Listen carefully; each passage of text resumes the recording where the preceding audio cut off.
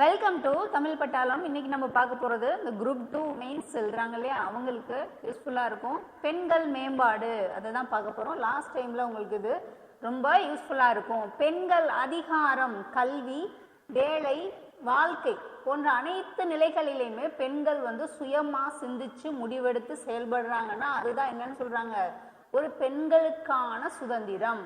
இப்போ பெண்கள் அதிகாரம் மிக்கவர்களாக எதில் இருக்காங்க, சுதந்திரமாகவும் சுயமரியாதையோடனும் என்ன பண்ணணும், வாழணும். அப்பதான் அது ஒரு பெண்ணுக்கான அதிகாரம். தன் வாழ்வினை தானே நிர்ணயிக்கணும். சமுதாயத்தில் சம உரிமை இருக்கணும். சமுதாயத்துல சம உரிமை இருக்கணும். முடிவு எடுக்கக்கூடிய இதுல சம உரிமை கிடைக்கணும். அனைத்து துறைகளிலும் சம வாய்ப்பு, கல்வி வேலை வாய்ப்புகள்லையும் சம வாய்ப்பு, கருத்துக்களை கூறும் உரிமை, பாதுகாப்பான ஒரு பணி சூழல் இதுதான் பெண்கள் அதிகாரம் அப்படின்னு சொல்றாங்க. பெண்களுக்கு எதிரான அநீதிகள், பெண்களுக்கு எதிராக என்னென்ன இருக்கு, பெண் சிசு கொலை ஏற்படுத்துறது, குழந்தை திருமணம், தேவதாசி முறை, குடும்ப வன்முறை, வரதட்சணை கொடுமை, பாலியல் வன்கொடுமை, ஆள்கடத்தல், அமிழவீச்சு, இதெல்லாம் என்னது, பெண்களுக்கு எதிரான குற்றங்கள் நடக்குது. பெண்களுக்கு எதிரான அநீதிகள் அதிகமாக எங்கே நடக்குது அப்படின்னா உத்தரப்பிரதேசம், பீகார், மேற்கு வங்காளம், மகாராஷ்டிரா, இங்கெல்லாம் என்ன ஆகுது, பெண்களுக்கு எதிரான அநீதிகள் நடைபெறக்கூடிய இடங்களா இந்த இடங்கள் பார்க்கப்படுது. பெண் சிசு கொலை, பெண் சிசு ஏன் கொலை பண்றாங்க அப்படின்னா குடும்ப வறுமை, இன்னொன்று படிப்பறிவின்மையினாலையும், அப்புறம் வரதட்சணை கொடுமை ஏற்படுறதுனாலையும், பெண்களினுடைய முக்கியத்துவத்தை அறியாம இருக்கிறதுனாலையும் பெண் சிசு கொலை ஏற்படுது. அதான் பெண் சிசு கொலைக்கான காரணம். குழந்தை திருமணம் எதனால ஆகுது, சிறு வயதில் கர்ப்பம், வறுமை, பள்ளி இடைநிற்றல், கல்வி அறிவின்மை, விழிப்புணர்வின்மை, பாலின சமத்துவமின்மை, அதனாலதான் இந்த குழந்தை திருமணம் ஏற்பட காரணங்கள் இருக்குது. வரதட்சணைக்கான காரணம் என்ன அப்படின்னா, வரதட்சணை ஏன் வாங்கப்படுது, ஆணாதிக்கம் அதிகம் இருக்கிறது, பண்டைய பழக்கம், வழிமுறையா அதை பின்பற்றிட்டு வரதுனால. இன்னொன்று பேராசைனால என்ன பண்றாங்க, வரதட்சணை கேட்குறாங்க. மணமகள் வீட்டாரினுடைய கடமை அப்படின்னு சொல்லிட்டு செய்ய ஆரம்பிச்சிடுறாங்க. மணமகன் வீட்டாரினுடைய வசதி நிலை பொறுத்து அவங்க கேட்கறது. இதனால என்ன விளைவுகள் ஏற்படும் அப்படின்னா, தற்கொலைகள் அதிகமாகுது, பிளஸ் இந்த விவாகரத்து அதிகமாகுது, பெண் சிசு கொலை இதனாலதான் நம்ம பார்த்தோம் இல்லையா ஆரம்பத்திலே இது ஏற்படுது. அப்புறம் கடன் சுமை அதிகரிக்கிறது, அதிகமான செலவு பண்ணி கல்யாணம் பண்றதுல இருந்து பண்ணிட்டா பரவாயில்ல, அதிகமான இது செய்யணுமே அப்படின்றதுக்காக செய்யறதுனால கடன் சுமை அதிகரிக்குது. அப்புறம் உடல் சார்ந்த கொடுமைகள் இந்த வரதட்சணையினால ஏற்படுது. குடும்ப வன்முறை ஏற்படுது. நம்ம அங்கே எல்லாமே பார்த்தோம்ல, பெண்களுக்கு எதிரான அநீதிகள் அப்படின்னு பார்க்கும்போது இதெல்லாம் பார்த்துட்டு வரோம். குடும்ப வன்முறைக்கு காரணம் என்ன, ஒன்று கோபம், இன்னொன்று தற்பெருமை பேசுறது, சகிப்புத்தன்மை இல்லாததுனால, யாரோ ஒரு ஆள் விட்டு கொடுத்து போகணும் இல்லையா, ஆணாதிக்கம் அதிகமாக இருக்கிறதுனால, வரதட்சணை பிரச்சனை ஏற்படுறது, குடி போதை பழக்கம்னாலையும் முறையற்ற உறவுகள்னாலையும் இந்த குடும்ப வன்முறை ஏற்படுது. அதனால என்ன விளைவுகள் ஏற்படும் அப்படின்னா, ஒன்று கொலை, தற்கொலை ஏற்படும். குழந்தைகளினுடைய பெற்றோர்கள் அப்படி இருக்கிறதுனால குழந்தைகளின் கல்வி, மனநிலை பாதிக்கப்படும், விவாகரத்து அதிகரிக்குது, மனநலம் சார்ந்த பிரச்சனைகள் ஏற்படும். இப்போ பெண் மேம்பாடுனா என்ன, பெண்களுக்கு அதிகாரம் கொடுக்கணும் அப்படின்னா அதுக்கு என்னென்ன காரணம் இருக்கோ, பெண்களுக்கு எதிரான அநீதிகள் என்னென்ன, பெண்களுக்கு எதிரான அநீதிகள் எந்தெந்த இடங்கள்லாம் நடக்குது அப்படின்னு சொல்லிட்டு பார்த்தோம். அதில் பெண் சிசு கொலை பார்த்தாச்சு, குழந்தை திருமணம், குடும்ப வன்முறை, வரதட்சணை கொடுமை, இதெல்லாமே என்ன பண்ணியிருக்காங்க, பெண்கள் சார்ந்த பெண்களுக்கு எதிரான அநீதிகளாக இதெல்லாம் என்ன ஆகுது பார்க்கப்படுது. இப்போ பெண்கள் சம்பந்தமா அரசியலமைப்பு விதிகள்ல என்ன சொல்லியிருக்காங்க அப்படின்னா 14 சொல்லியிருக்காங்க. ஏன்னா சட்டத்தின் முன் அனைவரும் சமம் அப்படின்னு சொல்லியிருப்பாங்க. வேலைவாய்ப்பு ஜாதி, மதம், இனம், பாலினம் இதெல்லாம் காரணமாக்கி என்ன பண்ணக்கூடாது, அவங்கள பாகுபடுத்தக்கூடாது, வேலை வாய்ப்புகள்ல சம உரிமை இருக்கணும் அப்படின்னு சொல்லியிருப்பாங்க. 23 கொத்தடிமை தொழிலாளிகளா வேலையில் அமர்த்துவது, குழந்தைகள் ஆண் குழந்தை, பெண் குழந்தை, இங்கே நம்ம பெண்கள் பார்க்கும்போது இதை நம்ம என்ன பண்ணலாம், எழுதலாம், அவங்கள வேலையில அமர்த்தக்கூடாது. 24 ஆபத்தான 39 டீல என்ன சொல்லியிருப்பாங்க அப்படின்னா, சம வேலைக்கு சம ஊதியம் அப்படின்னு சொல்லியிருப்பாங்க. மனிதாபிமான சூழல்ல அவங்களுக்கு என்ன பண்ணணும், அந்த மகப்பேறு விடுமுறை வந்து கொடுக்கணும் அப்படி சொல்லியிருப்பாங்க. 51(7)E வந்து என்ன சொல்லியிருப்பாங்க, பொது இடங்கள்ல வந்து பெண்களுக்கான ஒரு சகோதரத்துவத்தோட கண்ணியமா நடந்துக்கணும் அப்படின்னு சொல்லியிருப்பாங்க. 243(Dயும் 243(Tயும் என்ன பண்றாங்க, பஞ்சாயத்து நகராட்சியில அவங்களுக்கு பெண்களுக்கு இடஒதுக்கீடு கொடுக்கணும் அப்படின்னு சொல்லியிருப்பாங்க. 325ல் என்ன பண்ணியிருப்பாங்க, தேர்தல் சம்பந்தமா வர்றதுனால அங்க என்ன சொல்லியிருப்பாங்க, இந்த ஜாதி மதம் ஆண் பெண் பாகுபாடு இல்லாம என்ன பண்ணணும், அவங்களுக்கு சமமா இதை காரணம் காட்டாம அவங்களுக்கு என்ன பண்ணணும், ஓட்டுரிமை வந்து வழங்கணும் அப்படின்னு சொல்லிட்டு கொடுத்துருப்பாங்க. இதெல்லாம் என்னது, அரசியல் அமைப்பு விதிகள். இந்திய தண்டனை சட்டம் ஐபிசி அப்படி சொல்லுவாங்க இல்லையா, ஐபிசி பிரகாரம் அவங்களுக்கு குற்ற தண்டனை சட்டம் கொடுக்கணும் அப்படி சொல்லிட்டு அதுல வந்து கற்பழிக்கிறது அப்படின்னா, இப்ப நம்ம பெண்கள் பாலியல் வன்கொடுமையை பத்தி இதுல வந்து பார்க்கலாம். கற்பழிப்பு 376 ஐபிசி 376 மூலமா தண்டனை. ஆள் கடத்துறாங்க அப்படின்னா 363 373. வரதட்சணை கொடுமை கொடுமை பண்ணி கொலை செய்யறது அப்படின்னா 498ல் ஏ.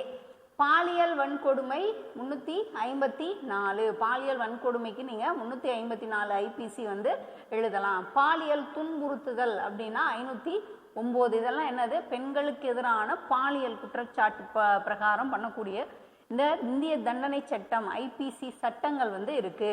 பெண்களின் பொருளாதார மேம்பாட்டிற்கான அரசியல் அமைப்பின் திட்டங்கள், அரசு என்னென்ன திட்டங்கள்லாம் வந்து எடுத்திருக்காங்க, அதுக்கு இந்திய அரசினுடைய முயற்சி என்னன்னு பார்க்கலாம்.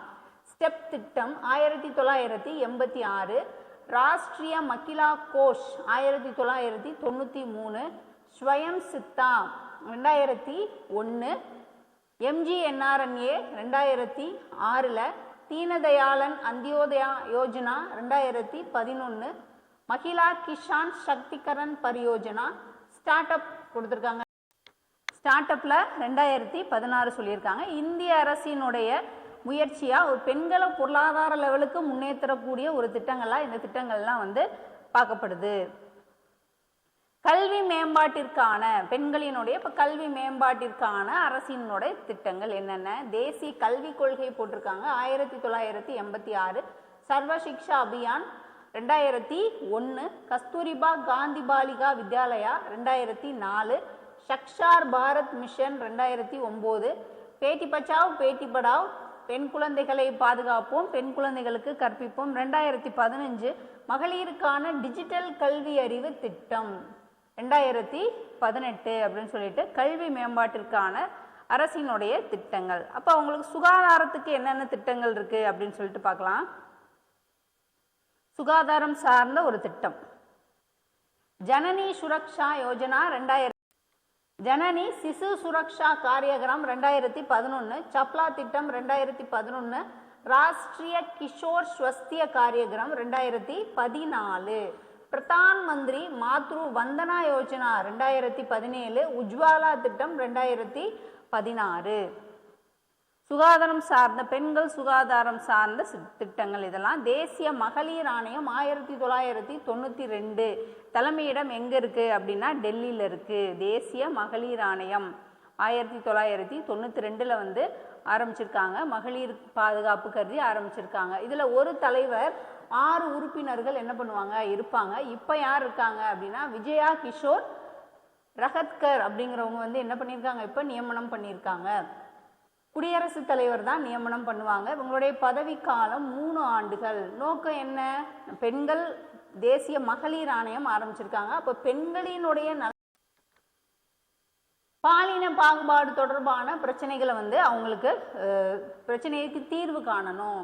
பணிகள் என்ன இருக்கும், பெண்களுக்கு எதிரான கொடுமைகள்லாம் விசாரணை செய்தல், பெண்களினுடைய பாதுகாப்பு கருதி அவங்க நலம் சார்ந்து அவங்க அதை பற்றி விசாரிக்கணும், பெண்களினுடைய வளர்ச்சி மேம்பாடு மதிப்பீடு செய்தல், மக்களிடையே பெண் உரிமை குறித்த ஒரு விழிப்புணர்வை வந்து என்ன பண்ணணும் ஏற்படுத்தணும். அதுதான் என்னது உங்களுடைய பணிகள்.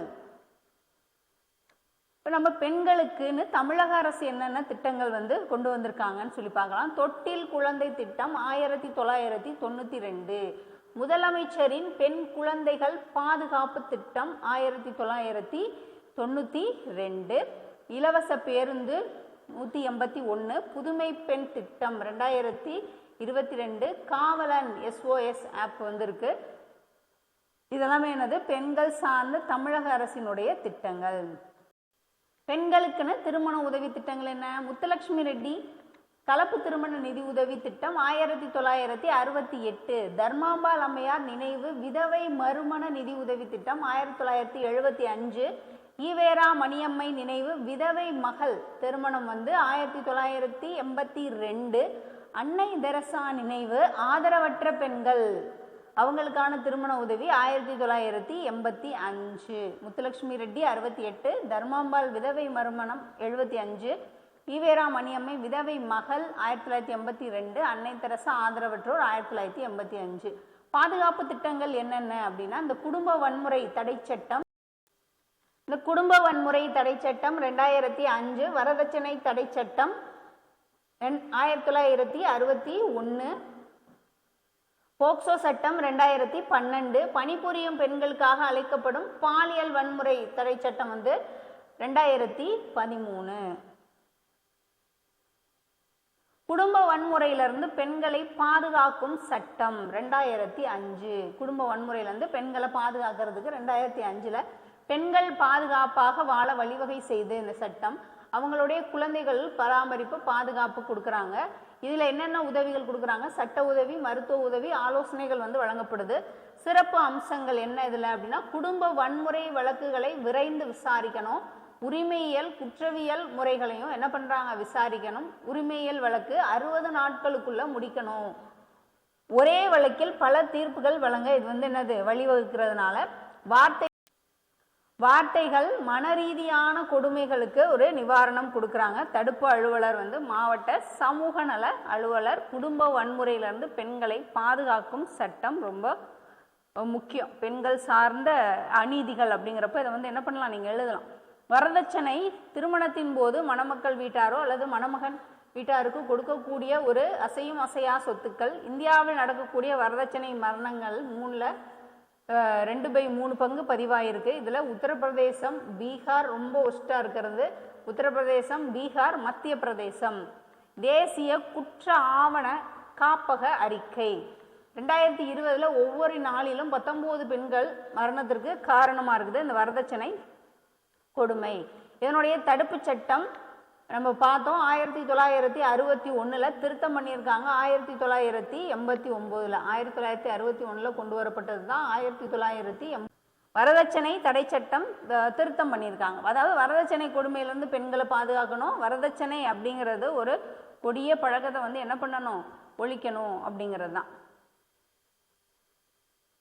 பாதிக்கப்பட்ட பெண்களுக்கு என்ன பண்ணுவாங்க? அவங்க என்ன பண்ணுவாங்க அப்படின்னா பாதிக்கப்படக்கூடிய பெண்களுக்கு ஆலோசனை கொடுக்கறது, பிரிந்த தம்பதிகளை என்ன பண்ணுறாங்க? சேர்த்து வைக்கிறது, வரதட்சணை பொருட்களை மீட்டு கொடுக்கறது, விழிப்புணர்வு ஏற்படுத்தணும். வரதட்சணை தடுப்பு தினம் நவம்பர் 26. வரதட்சணை தடுப்பு தினம் எப்போ? நவம்பர் 26. இது தண்டனை என்ன அப்படின்னா 5 ஆண்டுகள் சிறை, 15,000 வந்து அபராதம் கொடுக்குறாங்க. இது தடுப்பு அலுவலராக மாவட்ட சமூக நல அலுவலர் வந்து இருக்காங்க. பாலியல் கொடுமைகள் இந்தியாவில் பெண்களுக்கு எதிரான குற்றங்கள்ல 4வது இடத்துல இருக்கு. தேசிய குற்ற ஆவண காப்பக அறிக்கை 2020 என்ன சொல்றாங்கன்னா அதிக பாலியல் வழக்கு பதிவான ராஜஸ்தானும் உத்தரப்பிரதேசமும் பார்க்கப்படுது. போக்சோ சட்டம் 2012 18 வயதுக்குட்பட்ட குழந்தைகளை பாலியல் குற்றங்களிலிருந்து பாதுகாப்பதற்காக கொண்டு வரப்பட்டது தான் என்னது? போக்சோ சட்டம் 2012 திருத்தம் 2018 வந்து பண்ணியிருக்காங்க.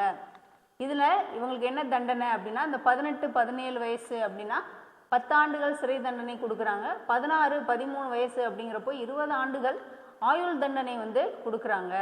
பிலோ 12 அப்படின்னா மரண தண்டனை வந்து அவங்களுக்கு வழங்கப்படுது.